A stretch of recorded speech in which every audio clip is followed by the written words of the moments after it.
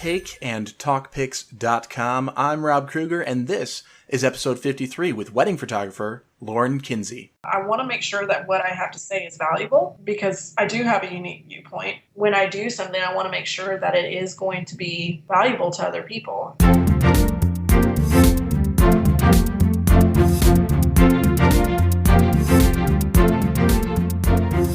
Hey Photo World, today's featured guest is Lauren Kinsey. Lauren, are you ready to rock today? I am. Lauren is a wedding photographer based in Santa Rosa Beach, Florida, who has been featured in Martha Stewart Weddings, Style Me Pretty, Weddings Illustrated, The Knot, and many other luxury wedding resources for brides. Lauren is a unique wedding photographer compared to most these days, as she shoots on film 100% of the time. Lauren, welcome to Take and Talk Pics. Hey, how are you? I'm doing good. It's great to have you here, and I barely scratched the surface in telling Photo World about you. Can you introduce yourself further and let them know who you are and what you do with your business? Yeah. Hey, everybody.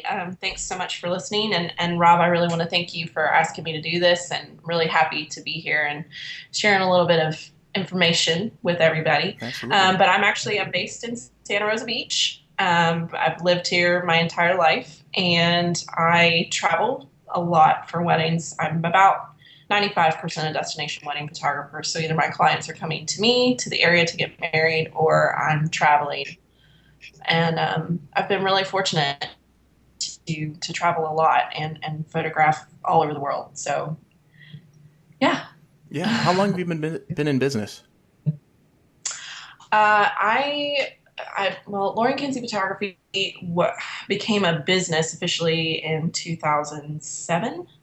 But I've been photographing weddings since I was about 17 years old. So nice. Yeah, I never really thought I would be a wedding photographer, but here I am, and I love it. Yeah, it's a weird start for wedding photographers because I don't know about you, but I had this horrible misconception about wedding photographers that it's like if you're horrible at art and you're not really good at your craft, you kind of settle on weddings or something.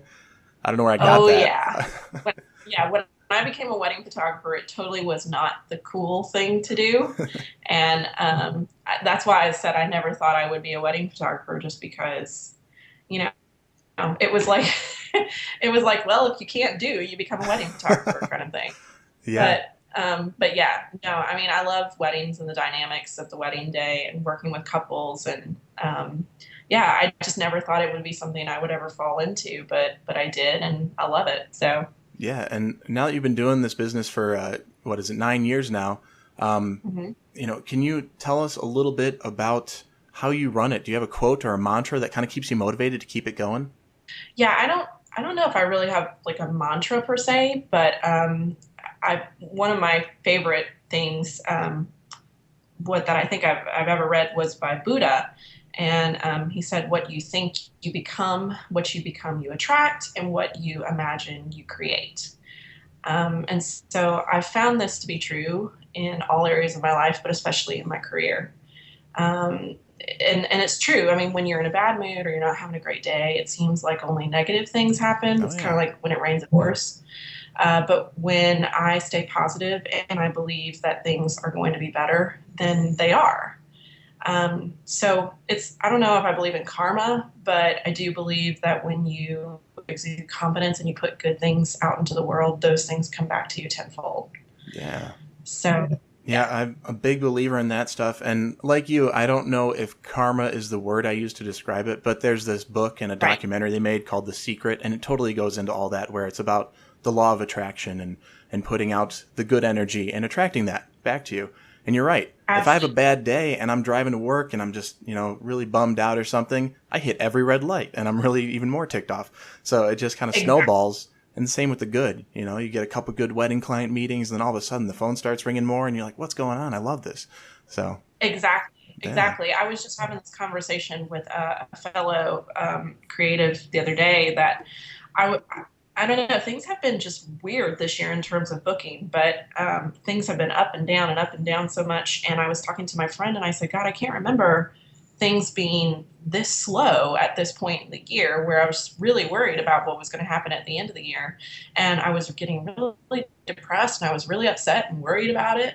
And then I was like, well, nothing's happening. Things are just, I guess I'm going to quit kind of thing. And then it really, gratitude is always a function of perspective. Yeah. And so when you turn your perspective around, I finally just woke up one morning and I said, you know what, this is ridiculous. I love what I do, and I know that God's going to take care of me, and He's going to bring the work my way and what I need. And when I made that decision, that I said, I'm not going to worry about this. I'm not. It all of a sudden I booked like 3 weddings or 4 weddings the following week. It was crazy. So yeah, I think you just really, everything is a function of perspective. So if you just keep your perspective in check, you'll be okay. And it goes a long way. So I really appreciate bringing that up and kind of living by that and sharing it with Photo World, because it's good for us to hear it, because it's very helpful to remind us that, hey, things might be down, but it's all right. You can move on and grow. Exactly. But when we are in those down moments, we have those times when something doesn't work out. We get a failure moment in our business or just in our day-to-day. Can you recall a time where something, even if it was simple, but it just didn't work out right and you learned from it? Right. Gosh, I mean, there are so many failure moments. I can't even narrow that down. I think failure is just part of my day-to-day. Yeah. But probably an ongoing battle that I have is just staying out of the comparison game. I think there are so many wonderful, amazing photographers out there that it's really easy, and especially with social media, that we're so inundated with the latest and the greatest. And Instagram, I have found to be like a breeding ground for this. We only show the best and the most beautiful parts of what we do. So it's very hard not to compare yourself and your work to what everyone else is doing. And this goes back to what I was saying about thinking and feeling, is that, for this reason, I don't read a lot of blogs or stay up on a lot of trends. I just try and do me. Right. And that's what helps me stay inspired and happy. So I think a big failure moment for me is just constantly comparing myself and not feeling like your work is good enough, when in reality it is good enough for you and it's good enough for somebody else. And that's really what it needs to be about. Yeah, for sure. And I think that's a good thing. It's like when you're watching the news and it's all just really bad stuff, you're like, it's just putting you in that place. And you watch other photographers, that's just your business comparison news. And you're like, oh no, why am I not doing that? Why did I not get published here? How come I can't get this event? And it's not about that. It's about, how do I make mine better? How do I niche down to my market? How do I find my brides, my clients? And it's so hard to get that perspective in line. Well, and you never see the process that goes into so many things. Right. And so it's easy to think that it was just, it just happened for them. But there's so many things that go on behind the scenes that you don't know about, that was a process to get to that point. Right. So it's really fruitless to compare yourself to anything. It is. Yeah, you just keep doing your thing and, look for the next best. You're going to grow. Mm-hmm. You're going to get there. So that's awesome. So in that mind, in that process, is there something in your practice of your photography, something on the day-to-day or just client interaction, one thing that stands out that's super important and you do it every time? I just love people. And I think that is really important when, in terms of being successful at what you do, and especially in this business, is that you really have to genuinely love people. It's like I tell my clients that if they don't like me, there's no amount of good work that I can do for them, because they'll always remember that they didn't like working with me. So just being real about who I am is so important to what I do. And because I feel like maybe I'm not so great with my words, my work has become my voice, and it's a direct extension of who I am. So I think that, I go into this every single time with, I'm just going to do the best work that I can and the best work that I can for my clients, and really try and exercise my vision through that. That's probably the most important part of what I do. Yeah, I think you're totally right there, where it's like, it's hard to speak. It's hard to know what to say because we do it visually. We can see something, we can capture a story in a moment and, speak that way. And I always try to tell that when I'm meeting with clients or when I'm teaching students is, the proof is in the pudding. You gotta show your best stuff, and you gotta be delivering consistently good stuff every time, So I think that's a good point to bring up. Very nice. Very nice. I'm going to skip a couple little questions here because I think it's going to get repetitive on the stuff you've been sharing. It just really hits well with things that would lead to growth and success. It's like, just really be into it, really quit comparing yourself. I feel like you're hitting it so much there.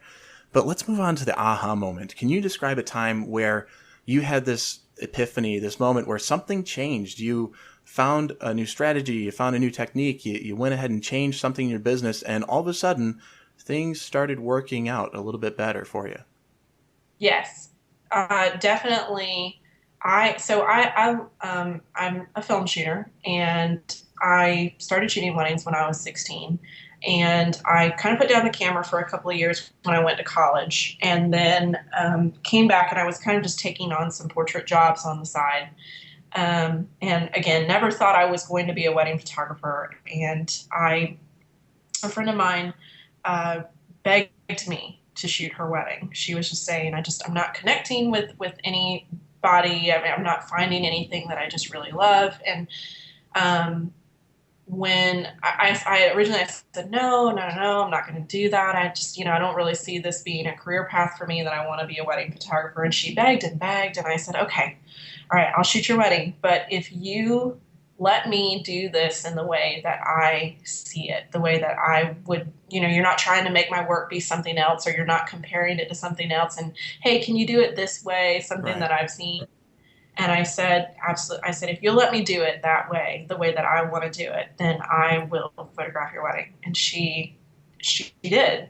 And I think maybe, honestly, if it had not been my friend's wedding, I don't know that I would have ever done another wedding, because she really gave me the permission to free my vision and shoot it the way that I saw it. So I think that's part of not being apologetic about the way that you see the world, and just shooting in a way that feels comfortable to you, and not trying to be anybody else when you're shooting. Yeah. Yeah. So that was really an aha moment for me, was when that happened, because then I was like, well, maybe I actually could do this as a career. So, and it's great because my clients now hire me for that reason, that Right. I do things a little bit differently. Yeah, it was really nice that you were able to get that opportunity and actually take the risk in doing it the way you wanted. Mm-hmm. Because so many times we just kind of, especially starting out, people go, okay, they want me to do this job. Let me go research what that entails, and then I'm going to deliver exactly that. But it's like, it's really hard to find your own style. It's hard to, have your own vision in there, especially early on, because you're trying to mimic what you've seen, what you're, imitating and stuff. So if you get out there and you start it that way, man, that's awesome, because now you're bringing in clients that see your work and go, that's what I want. And you meet with them and you go, that's what I'm going to deliver, but it'll be your day, and it'll be a little different in that way. Exactly. That's Yep. really nice and really brilliant to approach it that way. It's great when, when your work just resonates with people very personally. And I get all the time, they say, well, I don't know what it is about this, but I love it. And Right.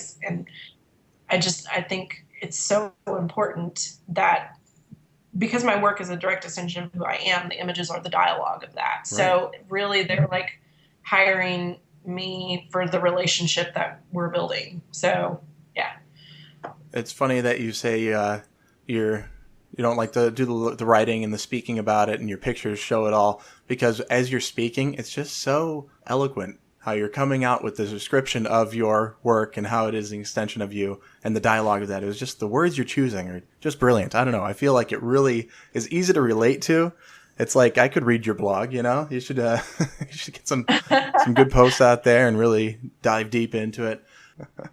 During your photography career so far, Lauren, what is the best advice you've ever received? This is a good one. Don't ever underestimate how prepared you need to be. I try and be over prepared for any situation, whether it's a gear failure or something unexpected happens, just, timeline on a wedding day. And I've also kind of joked that, as a photographer, we're so much more than that. We have to be, dress bustler and therapist and, lighting technician, and there's all these things that goes into what we do. So you have to be prepared for most any situation. Oh, yeah. But being prepared also just helps me focus my thoughts and actions and be intentional about those things. But the added benefit of that is that it also puts your client at ease and helps them relax. Yeah. Because they know that you are the professional, and that when you're prepared, you're prepared to roll with the punches no matter what comes your way. Right. I actually had a good example of this recently. I was photographing a couple, and my camera actually fell off the strap and hit the ground like it was a marble floor right in front of them. And I was horrified. And I looked up and my clients were horrified, and they were like, oh my God, my wedding is going to be ruined. My photos are going to be ruined. And I just like pulled out another camera. I'm like, we got this. Let's keep going. And I think I died a little inside when that camera hit the floor, Right. but you have to just go with it. You have to smile and go on and be prepared for those unexpected things to happen. Oh my goodness. Yeah. Wow. Boom. Everything's just like so connected here. I tested out a new photo booth this past Saturday.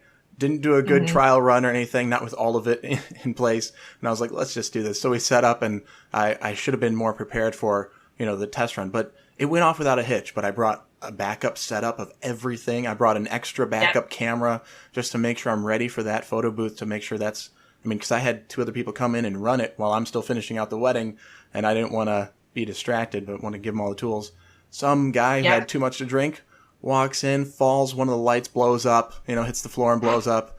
And it's like, you gotta go inside, you're just screaming, but then on the outside, you're like, hey, no problem. Let's just keep going and make this work. Exactly. And it's like, cause you can't stress out your clients. You can't put that on them. Exactly. They don't need that. They had 1.5 million things going on. So, I'd have to say the 2 best things I've ever put in my camera bag: shout wipes to take out any little stain on the go, and a sewing kit. Yep. And I've used both every time, every wedding, somehow, some way, somebody needs one of those 2 things. Oh, absolutely. And add safety pins to that. I don't know why, but every time I do a wedding, we've got to have safety pins for some reason. It's going in the bag. That's it. I've just learned something. Thank you. That is going with me every time now, because that could be the next solution. Exactly. Very nice. It works for dress hustling in a pinch. Right? Yeah, because that one thread just happened to snap, and that one bustle ride, it's got a little shift happening. Exactly. So if you had to start your photography career all over, you have the same gear and the same knowledge that you currently have today, but tomorrow there's no website, there's no business, what would you do first to get started in this career? My answer might be a little bit different on this one, because even though I love my clients and I love what I do and I love everything about what I do, I don't know that I would begin my career all over again, like right away. Mm-hmm. I'm really comfortable with who I am, and I've gotten to a place where I know who I am, and I know what my work is, and I know what my branding is, and what all of that stands for. But rarely do I ever have time to do any personal work for myself or for my family, or just for fun. And so I would probably take some time to do that first, because I feel like I'm forgoing personal work altogether, and just in general, because I'm constantly working. And so I think that I would probably take some time to do that part first before I really seriously jumped into running a business again. No, I totally see that. Like the personal work too is a good portfolio builder, because if you're starting out, in this new world of starting out, you do some of your best work when it's the personal stuff, because you're taking the time to either plan it or set it up a little bit more, staged, I guess. But you're really putting more of yourself and your energy into it than just grabbing it on the fly, because a lot of wedding stuff is grabbing it on the fly and just knowing what to do when you get there. So, I think the personal work is a good thing. My background's in fashion and editorial work, so I may even take the chance to kind of go in that direction as well. Yeah. I might do a little bit more of that and work on building that side of my portfolio. So I guess that leads back into like what I would do if I started my business over. But I would probably not say that I would go in a different direction, because I always see myself doing weddings and photographing weddings. But I would probably just build up another side of it as well. Yeah. So nice. Yeah. Well, Lauren, do you have an app or an internet resource you think Photo World can benefit from knowing about? Yeah, I'm not much of a techie. I don't have, I probably use iCal more than anything in the world. I mean, like I schedule all my personal stuff and all my work stuff on that as well. Yeah. Yeah, I don't know that I really have Well, one there on that Photo one. World, remember, she shoots film, so she's away from the digital age a little bit more than us, probably. I guess I'm kind of, I don't know, I'm more organic, and I don't know, maybe I'm a little bit dinosaur on that, but old fashioned pen and paper is good for me too. Oh So man, I'm jealous. I wish I could just. I'm too crazy, I guess. I need my mind in a million places, and I guess I have ADD or something, and that's my approach. I just need to be a little bit of everything. I wish I could just be pen and paper. That'd be so much nicer. oh man, I'm telling you, yeah, but like I said, iCal's great when I'm on the go because I can sync my iCal and then I can write it on paper on my desk too. But then Yeah, the pen and paper thing, it's like you can do so much with that. Make your list for the day, make your list for the week, get the things done and check off the list, because I don't know about you, but I can't use a single app that makes lists and checks it off. I just can't do it. A pen and paper is my only go-to for that stuff because I have to see it. I got to read it. I can believe it's work that I need to do. exactly. And I get a little bit of a secret thrill every time I can cross something off my to-do list. I'm not going to lie. Sometimes I write things down that I've already done just so I can cross them off my list. Oh, no, I do too. It's like you got to backtrack. Wait, what did I accomplish before I wrote this? I got to make sure that's accounted for, Exactly. You got to get credit, You got to pat yourself on the back once in a while. So, other than your camera body, because we definitely need that every time, what is one piece of gear that you could not live without? Ooh, my go-to camera body is my Contact 645, which is kind of my workhorse, and that I absolutely could not live without it. I shoot 99% of my work on it. But my other go-to would probably be my Rolleiflex T. I have a lot of film cameras and vintage cameras and things that were passed down from my family. So yeah, my Rolleiflex T is great. It's square format and it's a waist level finder, so I have to look down through the top when I'm shooting. And it's great because that really allows me to work in stealth mode because people don't know what I'm looking at when I'm looking down through the viewfinder through the top. Whereas you point your camera at somebody and they immediately go, I'm being photographed, let me smile. But when I'm working with my Rolleiflex, that really allows me to like point it in any direction and people don't know what I'm photographing because I'm actually looking down through the top of it. So yeah, I really enjoy working with my Rolleiflex. I had to pull mine off the shelf. It's not a Rolleiflex, it's a Reflecta, but I love this thing sitting on the shelf. I've never shot with one. Oh my gosh, I feel like that's too intimidating. You should totally do it though. It's liberating. I mean, it's really cool because people they don't know what you're looking at. So I can be photographing, a real genuine, honest moment that's happening over here that people would, if they see me point my camera at them, then all of a sudden they're going to stop and interrupt that because they're going to stand there and smile. And so many photographers out there, I'd have to say the majority of my students age and younger, which is like 20 and younger, they all think the square format was an Instagram thing. It's like, oh my gosh, you kids don't know anything. This is the original Instagram, y'all. Right. Yeah. That film look everybody's going for. It's like, use film. That's the solution. Yeah, just shoot film. Just do it. That's awesome. Well, can you tell us about a recent or upcoming project, even if it was a wedding that stands out, that you're kind of excited about? Yeah, actually, I'm really, really excited. I'm really trying to expand a whole host of personal projects that I'm doing right now. Like I said, one of the things that my background is in fashion editorial, so I'm trying to take on a handful of projects like that. And then I'm actually working on creating a workshop for next year.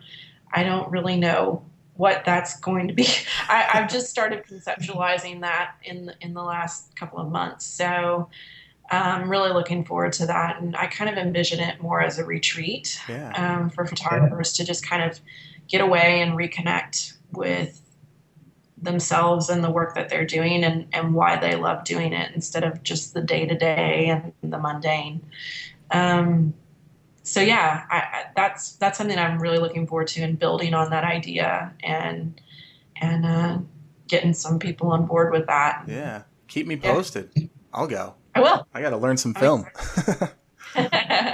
Yeah, I really see it. I mean, I think it might be more geared towards film photographers because that's what I do. But I also shoot. I did. I don't anymore, but I do shoot a little bit of digital, and so I really don't want to limit this to film photographers. I see it as anybody that wants to just come and maybe learn about film, or maybe they've shot film and put it down or whatnot. But I really just want it to be a chance to reconnect with why you love photography and what you love about it and what you love to shoot, whether it's weddings or personal or whatever. Just, that's kind of what I envision for this workshop. Yeah. So right on. That's awesome.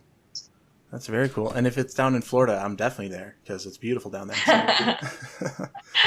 Lauren, we're about to wrap it up here, but I really appreciate you stopping by and sharing with us. But before you go, can you share with Photo World one parting piece of guidance and then the best way that we can get in touch with you, whether it's your website or some sort of social media, and then we'll say goodbye. Absolutely. I think that it's being genuine and authentic and being vulnerable and real about your work is going to carry you so much farther than trying to imitate somebody else or be, you don't want to be a version of somebody else. You want to be the best version of yourself that you can be. And so when you let go of that and you quit worrying about what everybody else thinks about your work and focus solely on what you think about your work and what your clients think about your work, you really cannot fail at that point. And that's something that took me this long in my career really to learn and to be okay with. But that's the best advice that I can give everybody is just be real, just be authentic with your work and 100% who you are when you're in front of your clients or when you're behind the camera. But the best way to get in touch with me is via my website. It's laurenkinsey.com. You can email me at lauren@laurenkinsey.com. And you can also find me on Instagram at Lauren Kinsey. That's the best way to reach me for sure. Awesome. Well, Lauren, I cannot thank you enough for your time today and sharing such great value. Photo World thanks you and happy shooting. Thank you so much, Rob. I really appreciate it. Thank you for having me on the show today.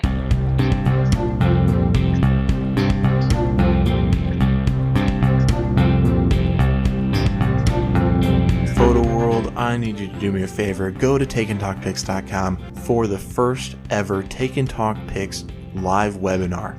And oh yeah, did I mention? It's free. When you click on that webinar button, you're going to get an email with a few more details specifying exactly when and where you can find it. For the show, we went through a few changes back in the early June, and we pulled out one interview per week and left it to the Monday message, which has been a huge success, and 2 interviews each week. You can't grow unless you change, and we're doing it again. So starting the first week of August, we are going to have that webinar just to really kick things off and really announce the differences, the changes that we're making here on takeandtalkpics.com. And we're also going to drop another interview. I love the interview process. I love getting the stories out there, but I've been seeing the feedback. I've been hearing you, Photo World, and the Monday message is what you're into. The interviews are great help, but I think Fridays need to be a little bit more oomph, kind of kick off our weekend, get us excited to go out and do our pictures, work our businesses, and grow, because then we can come back and be pumped for another work week that Monday. Again, I'll be hosting the first ever webinar for takeandtalkpics.com. Just go to takeandtalkpics.com and you will be able to register from there. Happy shooting. Takeandtalkpics.com. Thank you again for joining us today, and we really appreciate you stopping by. Make sure you share this with your friends and photo family out there. We'll see you next time. This is Rob Kruger. Happy shooting.